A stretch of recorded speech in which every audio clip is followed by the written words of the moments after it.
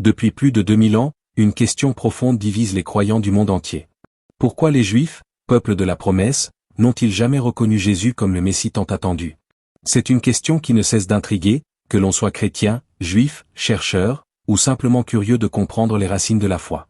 Après tout, Jésus était juif, ses disciples étaient juifs, et les premières annonces de son message ont été adressées aux enfants d'Israël. Pourtant, aujourd'hui encore, la grande majorité du peuple juif rejette l'idée que Jésus soit le Messie annoncé par les prophètes de l'Ancien Testament. Est-ce simplement par entêtement? Par ignorance? Par malentendu historique? Ou y a-t-il des raisons profondes, religieuses, culturelles, et même prophétiques qui expliquent ce refus? Dans cette vidéo, ou cet article, nous allons vous présenter les 8 raisons les plus cachées ou parfois mal comprises qui expliquent pourquoi le judaïsme n'a pas accepté Jésus comme le Messie. Il ne s'agit pas ici de polémiquer, mais de comprendre l'histoire, les textes, les attentes messianiques, les ruptures, et les malentendus millénaires. À travers cette analyse, vous découvrirez que cette question est bien plus complexe qu'elle n'en a l'air. Elle nous oblige à plonger dans les Écritures, la théologie juive et l'origine du christianisme lui-même. Installez-vous confortablement, car ce que vous allez découvrir pourrait bien changer votre regard sur l'histoire du salut, et sur la relation entre le judaïsme et le christianisme. Le Messie attendu devait instaurer la paix mondiale, shalom global. L'une des attentes les plus fortes dans la tradition juive concernant le Messie, c'est qu'il devait être un roi oint par Dieu qui viendrait établir une ère de paix totale, de justice universelle et de sécurité durable. Dès l'Ancien Testament, ou plutôt le Tanakh, tel qu'il est appelé dans le judaïsme où les prophètes ont annoncé qu'un Messie, en hébreu, Mashiach, viendrait pour transformer le monde de manière radicale. Prenons quelques passages clés. Ésaïe 2, 4.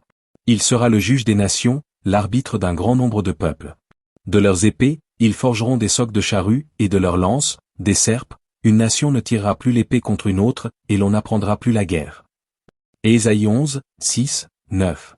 Le loup habitera avec l'agneau, la panthère se couchera avec le chevreau. Il ne se fera ni tort ni dommage sur toute ma montagne sainte, car la terre sera remplie de la connaissance de l'Éternel, comme les eaux couvrent le fond de la mer. Michée 4, 3, 4. Chacun habitera sous sa vigne et sous son figuier, et personne ne troublera sa paix. Ces textes ont nourri pendant des siècles l'espérance messianique d'un monde transformé au sans guerre, sans peur, sans injustice. Dans la tradition juive, cette paix n'est pas simplement symbolique ou spirituelle. Il ne s'agit pas d'une paix dans le cœur ou d'une paix intérieure. Il s'agit bien d'une paix visible, tangible, historique, qui mettrait fin au conflit entre les nations, à l'injustice sociale, à l'oppression des faibles, à la souffrance humaine, et aux persécutions du peuple juif.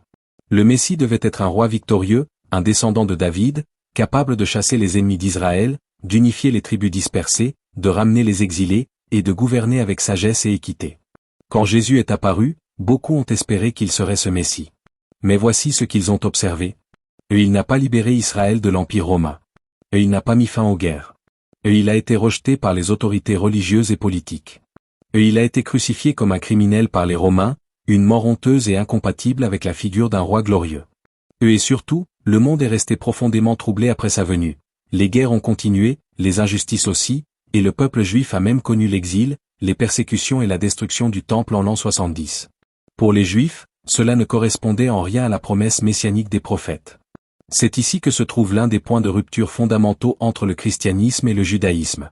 Le christianisme enseigne que Jésus a accompli une première partie de sa mission, la rédemption spirituelle, et qu'il reviendra plus tard pour instaurer le règne de paix totale. Mais pour les Juifs, cette division en deux venues du Messie n'est pas bibliquement fondée.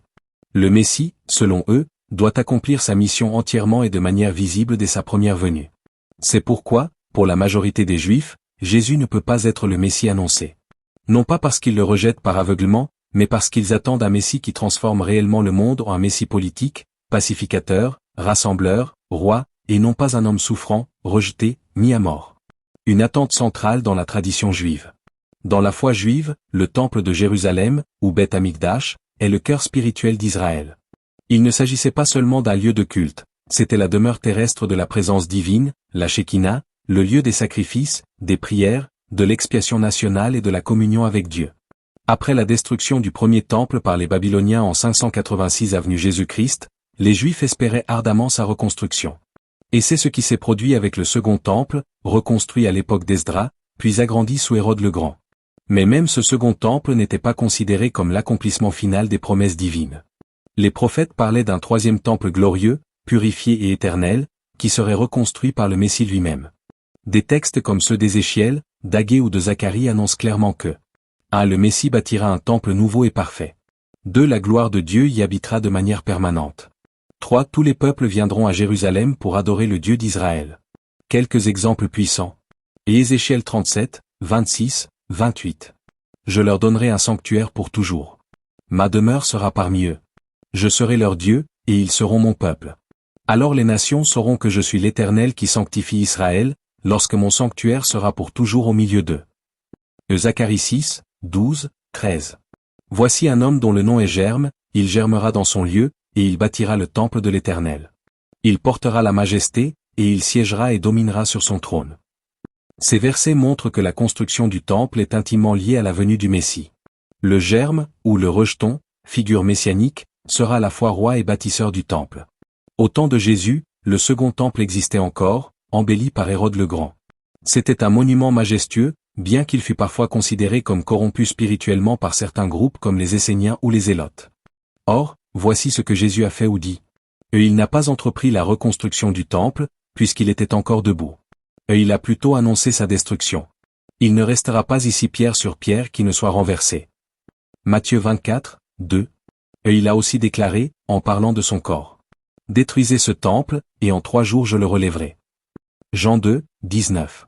Ce que les chrétiens ont compris comme une métaphore de sa résurrection, et non comme une reconstruction physique du temple. Pour les Juifs, ce discours est inacceptable et incompréhensible. Le temple physique est un symbole central de l'alliance entre Dieu et Israël.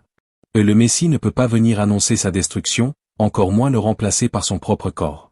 Et surtout, aucun troisième temple n'a été reconstruit par Jésus, ni de son vivant, ni immédiatement après. Pire encore, environ 40 ans après la mort de Jésus, le second temple fut complètement détruit par les Romains en 70 AP. Jésus-Christ, lors de la grande révolte juive. Cet événement a été un traumatisme immense pour les Juifs, et pour eux, cela prouvait que le Messie n'était pas encore venu. Car s'il l'avait été, le temple n'aurait jamais pu être détruit. Dans la pensée juive, sans temple, il n'y a pas de sacrifice.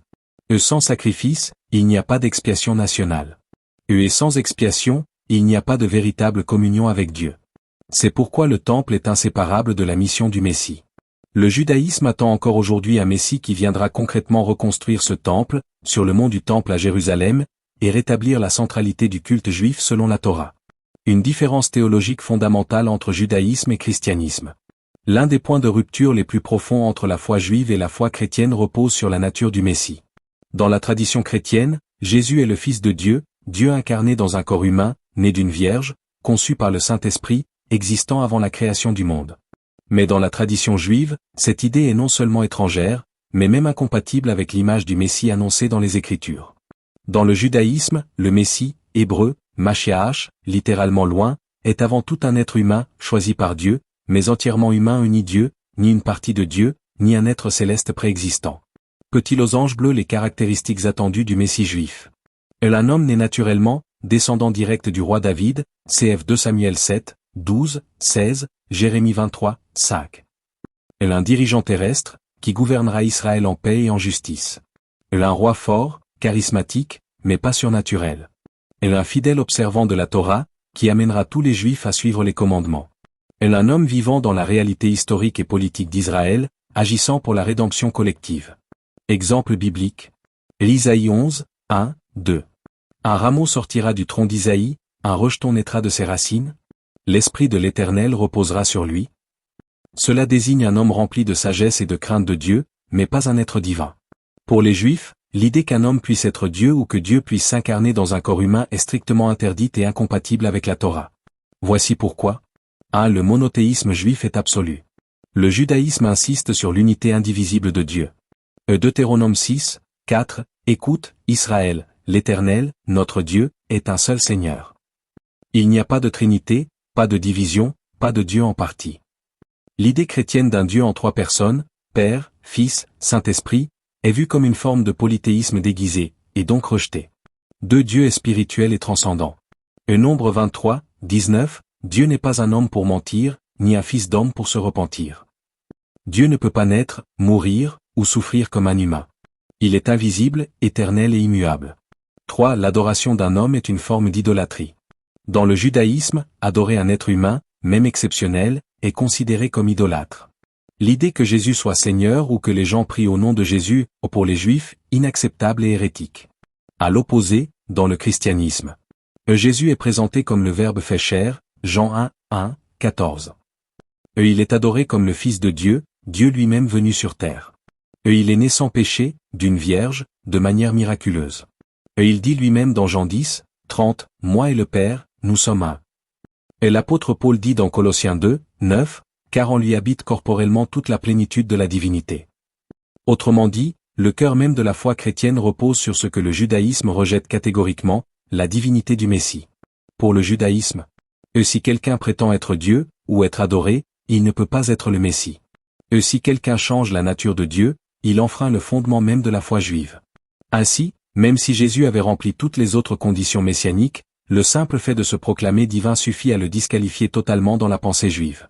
Il faut comprendre que pour les Juifs, Dieu est un, transcendant, invisible et sans forme humaine. Le Messie est un instrument de Dieu, mais pas Dieu lui-même. Et pour les chrétiens, reconnaître Jésus comme Fils de Dieu est indispensable au salut. Index revers pointant vers la droite blanc, cela fait de ce point l'un des plus grands fossés théologiques entre les deux traditions. Un argument central dans le rejet juif de la messianité de Jésus. L'une des raisons les plus puissantes pour lesquelles les Juifs ne reconnaissent pas Jésus comme le Messie, c'est que selon eux il n'a pas accompli les prophéties messianiques contenues dans les Écritures hébraïques, le Tanakh. Ces prophéties ne sont pas secondaires, elles sont le cœur même des attentes messianiques traditionnelles. Le judaïsme attend un Messie qui transformera concrètement le monde. Voici les principales prophéties messianiques tirées de l'Ancien Testament que le Messie doit accomplir selon la tradition juive. Ésaïe 11, 12. Il lèvera un étendard pour les nations, il rassemblera les exilés d'Israël, et il réunira les dispersés de Juda des quatre coins de la terre. Le Messie doit réunir physiquement tous les Juifs dispersés dans le monde, pour les ramener en terre promise. Or, au temps de Jésus, les Juifs étaient encore dispersés, et cette dispersion s'est même aggravée après sa mort, notamment après la destruction du Temple en 70 AP. Jésus-Christ. Pour les Juifs, cette prophétie n'a pas été accomplie. 2. Instaurer une paix mondiale durable. Ésaïe 2, 4, Michée 4, 3. Ils forgeront leurs épées en soc de charrue, on n'apprendra plus la guerre. Le règne messianique doit se caractériser par l'absence de guerre, la fin de la violence et la paix entre les nations.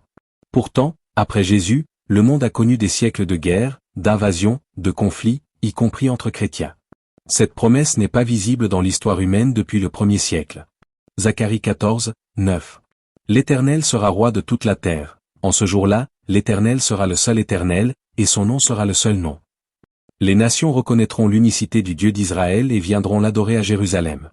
Dans l'histoire, les nations se sont tournées vers divers dieux, philosophies et systèmes religieux, et beaucoup ont rejeté le judaïsme.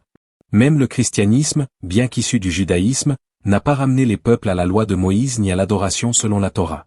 Prophétie non accomplie selon les Juifs. Ézéchiel 37, 24, 27. Mon serviteur David sera leur roi, ils suivront mes ordonnances et observeront mes lois.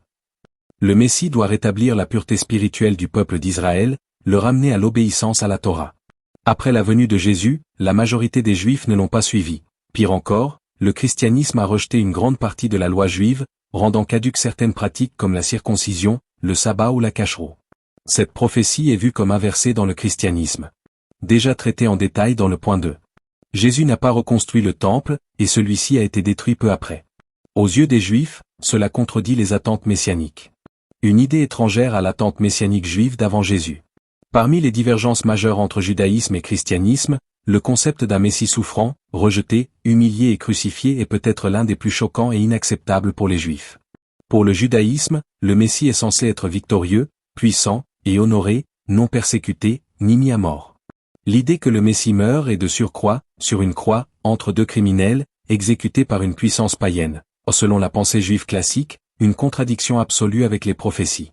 Avant l'époque de Jésus, les textes juifs, bibliques et intertestamentaires brossaient un portrait glorieux et terrestre du Messie. Il devait être un roi descendant de David, et vaincre les ennemis d'Israël, notamment les puissances étrangères, Babylone, Rome, etc. Et établir un royaume de justice et de paix. Rassembler le peuple dispersé. Reconstruire le temple. Et être aimé, soutenu et reconnu du peuple d'Israël. Il était attendu comme un libérateur national, et parfois comme un chef militaire et politique inspiré par Dieu. Aucune tradition dominante ne prévoyait que ce Messie soit tué ou rejeté. Dans la foi chrétienne, Jésus est présenté comme l'accomplissement d'une figure prophétique mal comprise à son époque, celle du Messie souffrant, humble et rejeté par les siens. Selon le Nouveau Testament, Jésus devait souffrir pour racheter les péchés du monde. Sa crucifixion n'était pas un échec, mais le cœur même de sa mission. Par sa mort, il accomplit les Écritures, et il reviendra plus tard en gloire pour régner. Les chrétiens citent plusieurs passages pour défendre ce concept. Isaïe 53, le serviteur souffrant. C'est le texte le plus utilisé par les chrétiens pour justifier la souffrance du Messie. Voici quelques versets. Isaïe 53, 3, 5. Méprisé et abandonné des hommes, homme de douleur et habitué à la souffrance, transpercé à cause de nos péchés, brisé pour nos iniquités, le châtiment qui nous donne la paix est tombé sur lui, et c'est par ses meurtrissures que nous sommes guéris. Les premiers chrétiens y voient un portrait frappant de la passion de Jésus. Rejet, souffrance, silence devant ses accusateurs, mise à mort violente. Dans l'interprétation juive traditionnelle, Isaïe 53 ne parle pas du Messie, mais plutôt du peuple d'Israël dans son ensemble, qui a souffert à travers l'histoire pour les fautes des nations. Le serviteur souffrant est identifié comme Israël, le serviteur de Dieu, persécuté, exilé, calomnié mais jamais le Messie personnel. Autres arguments juifs. Le mot Messie, Mashiach, n'apparaît nulle part dans Isaïe 53. Les verbes utilisés sont au pluriel dans certains manuscrits hébreux, renforçant l'idée d'un groupe et non d'un individu. Pourquoi les Juifs rejettent-ils un Messie souffrant et crucifié? Le Messie ne peut pas échouer. Être rejeté, arrêté, humilié publiquement et exécuté par des païens est vu comme un échec, pas une victoire.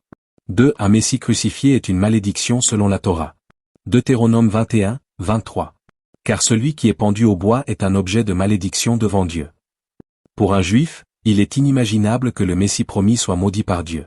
3. Les prophéties du Messie parlent de triomphe, pas de défaite. Un Messie souffrant ne correspond pas au portrait glorieux et victorieux du descendant de David. 4. Aucune tradition juive dominante n'enseignait un Messie mourant pour les péchés. Le concept d'un sauveur personnel crucifié n'existait pas dans le judaïsme ancien. Face à ces objections, les chrétiens répondent que le Messie devait d'abord venir souffrir, être rejeté, mourir pour le salut de l'humanité, première venue.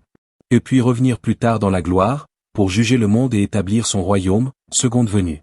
Pour eux, le Messie souffrant et le Messie glorieux sont une seule et même personne, Jésus, qui accomplit les deux missions en deux étapes. Mais pour le judaïsme, ce découpage en deux venues n'est pas bibliquement fondé. Les prophètes, selon leur lecture, annoncent un seul Messie, qui doit tout accomplir dès sa première venue. L'un des points fondamentaux du judaïsme est la conviction que la Torah est immuable, parfaite et éternelle. Selon cette croyance, aucun prophète, aucun roi, et même aucun Messie ne peut l'annuler, l'adoucir ou la modifier. Or, les enseignements de Jésus et surtout la théologie chrétienne ultérieure ont semblé introduire une rupture avec la loi de Moïse, ce qui, pour le judaïsme, disqualifie automatiquement Jésus comme Messie. La Torah, mot hébreu signifiant enseignement, souvent traduit par loi, désigne les 5 livres de Moïse, Genèse, Exode, Lévitique, Nombre, Deutéronome. Et par extension, toute la loi reçue par Moïse au mont Sinaï, incluant les 613 commandements, mitzvot, que les Juifs doivent observer. La Torah est considérée comme divinement révélée, directement de Dieu à Moïse. Parfaite et suffisante pour guider la vie humaine. Immuable où elle ne peut ni être annulée, ni abrogée, ni remplacée. Et éternelle ou valable pour toutes les générations, à perpétuité. Deutéronome 13, 1, v hébreu. Tout ce que je vous ordonne, vous le garderez pour le pratiquer. Tu n'y ajouteras rien, et tu n'en retrancheras rien. Psaume 119, 89. Ta parole, ô Éternel, subsiste éternellement dans les cieux. Malachie 3, 6. Car moi, l'Éternel, je ne change pas.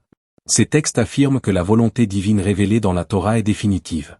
Jésus lui-même a été perçu comme relativisant certains aspects de la loi, notamment 1. Il guérissait le jour du sabbat, ce qui fut vu comme une transgression. 2.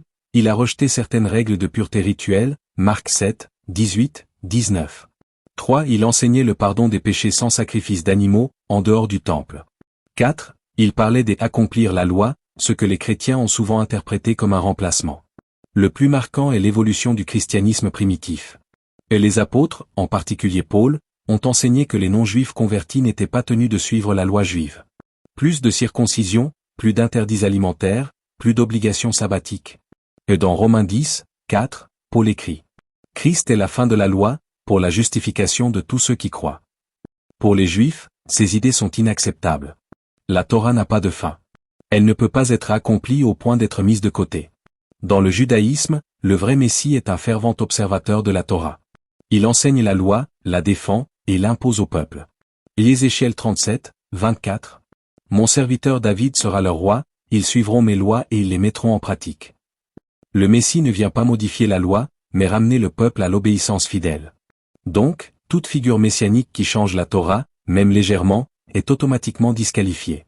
Les chrétiens considèrent souvent que Jésus n'est pas venu abolir la loi, mais l'accomplir. Ne croyez pas que je sois venu pour abolir la loi ou les prophètes, je suis venu non pour abolir, mais pour accomplir. Matthieu 5, 17. Elle a révélé la dimension spirituelle et morale de la Torah, exemple, l'amour du prochain, la miséricorde, la justice intérieure. Elle a remplacé le système sacrificiel du temple par son propre sacrifice sur la croix, perçu comme parfait et éternel. Mais pour le judaïsme, aucune autorité humaine, même le Messie, n'a le droit de réinterpréter la Torah au point d'en modifier les pratiques fondamentales. Pour les Juifs, Jésus n'a pas confirmé la Torah dans son intégralité. Elle a été suivie par un mouvement, le christianisme, qui a abandonné de nombreuses lois centrales. Elle a été l'origine d'un nouveau culte indépendant, ce qui est formellement interdit dans le judaïsme. L'un des fondements du rejet de Jésus comme Messie par le peuple juif est qu'il n'a jamais été reconnu comme tel par les autorités religieuses de son époque, c'est-à-dire par les docteurs de la loi, les sages, Hakamim, les scribes, les pharisiens, et surtout le Sanhédrin, la plus haute institution religieuse et judiciaire du judaïsme ancien. Or dans le judaïsme traditionnel, la reconnaissance d'un prétendant messianique passe nécessairement par la validation des sages et des institutions religieuses légitimes. Un Messie qui s'élève seul, sans approbation rabbinique, et contre les institutions établies, ne peut être crédible. Qu'était le Sanhédrin? Le Sanhédrin, du grec synédrion, assemblée, était le Conseil suprême juif, composé de 71 membres. Est dirigé par le grand prêtre et constitué de pharisiens et sadducéens, experts de la loi. Il rendait des décisions religieuses, judiciaires et parfois politiques. C'était l'équivalent du parlement religieux d'Israël, la voie légale de la halakha, loi juive. Dans la pensée rabbinique, le Sanhédrin détient l'autorité de discerner les faux prophètes, de valider ou de rejeter des prétentions messianiques. Dans le judaïsme, le Messie ne se proclame pas lui-même. Il doit être reconnu par les sages de la génération, sur la base de ses actes objectifs et de sa conformité totale à la Torah. Moïse, par exemple, n'a pas imposé son autorité de lui-même. Elle a été confirmée par des signes divins et reçue par les anciens d'Israël, Exode 4. Dans le Talmud et les écrits rabbiniques, il est dit que si un homme prétend être le Messie, mais contredit les sages, ou s'il tente d'annuler un commandement, il est un imposteur. Les évangiles eux-mêmes rapportent de nombreuses oppositions entre Jésus et les autorités religieuses. Il n'était pas formé dans une école rabbinique reconnue. Jean 7, 15, comment connaît-il les Écritures, lui qui n'a point étudié? Cela questionne sa légitimité aux yeux des maîtres de la loi. 2. Il a critiqué ouvertement les pharisiens et les scribes. Matthieu 23, il les traite des hypocrites, de sépulcres blanchis, ce qui accentue leur rejet. 3. Il a prétendu avoir une autorité supérieure à Moïse ou à David. Jean 8, 58, avant qu'Abraham fût, je suis. Pour les Juifs, cette prétention frise le blasphème. 4. Il a transgressé, selon eux, certaines règles de la Torah. En guérissant le jour du sabbat, ou en mangeant avec des pécheurs impurs. Ce comportement a alimenté leur conviction qu'il ne pouvait être un envoyé de Dieu. 5. Le Sanhédrin l'a jugé et condamné. Matthieu 26, 65, 66, il a blasphémé. Il mérite la mort. Ce jugement religieux a été décisif. Pour la tradition juive, le Sanhédrin a agi conformément à la Torah en le rejetant comme faux messie. 1. Parce que Dieu agit dans l'ordre établi. Dans la tradition juive, Dieu ne renverse pas ses institutions religieuses, il agit par elles, surtout par les sages et les juges d'Israël. 2. Le rejet collectif signifie l'erreur individuelle. Si aucun sage reconnu n'a validé Jésus comme Messie, cela indique qu'il ne pouvait pas l'être. Ce principe est fondé sur le respect des décisions collectives du Sanhédrin, comme indiqué en Deutéronome 17, 8, 13, tu te rendras au lieu que l'Éternel ton Dieu aura choisi, tu feras selon leurs décisions, et celui qui agira avec orgueil, en n'écoutant pas le prêtre ou le juge, sera puni de mort. 3. Un faux messie entraîne le peuple dans l'erreur. C'est pourquoi les autorités religieuses ont l'obligation de protéger Israël contre les faux messies. Les chrétiens reconnaissent que Jésus a été rejeté par les chefs religieux, mais ils y voient l'accomplissement prophétique d'un rejet annoncé, par exemple dans Ésaïe 53, 3, méprisé et abandonné des hommes. Psaume 118, 22, la pierre qu'ont rejetée les bâtisseurs est devenue la principale de l'angle. Le signe que le système religieux était corrompu ou aveugle, et que Dieu a envoyé son Fils malgré leur refus. Cependant, pour le judaïsme, ces réponses ne justifient pas de contourner l'autorité établie. Le dernier point de notre exploration concerne une attente centrale dans la pensée juive traditionnelle, le rôle transformateur, global, et visible du Messie sur le monde entier. Selon les Écritures hébraïques, la venue du Messie devait entraîner une ère de paix, de justice, de connaissance de Dieu universel, et de restauration spirituelle, politique et morale pour toute l'humanité. Mais pour les Juifs, Jésus n'a pas inauguré cette ère, et les effets de sa venue tels que décrits dans l'histoire du monde depuis 2000 ans sont très éloignés des prophéties messianiques. Les promesses prophétiques liées à la rédemption messianique. Dans les écrits prophétiques du Tanakh, Ancien Testament, le règne messianique devait être caractérisé par 1. La paix universelle entre les nations. Ésaïe 2, 4. Il sera le juge des nations. Ils forgeront leurs épées en soc de charrue. On n'apprendra plus la guerre.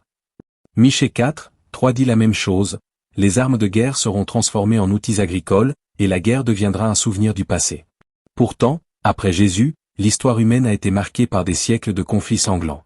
Guerres impériales. Croisades. L'Inquisition. Génocide. Guerre mondiale. Pour les Juifs, le monde n'a pas connu la paix messianique attendue. 2. La connaissance de Dieu remplira toute la terre. Ésaïe 11, 9. La terre sera remplie de la connaissance de l'Éternel, comme les eaux couvrent le fond de la mer. Cela signifie que toutes les nations reconnaîtront le Dieu d'Israël comme unique, et abandonneront l'idolâtrie, l'athéisme et les fausses doctrines. Dans les faits, le monde reste profondément divisé religieusement, islam, hindouisme, bouddhisme, athéisme, etc. Même au sein du christianisme, il y a des milliers de dénominations différentes, souvent en conflit. Le Dieu d'Israël n'est pas reconnu universellement.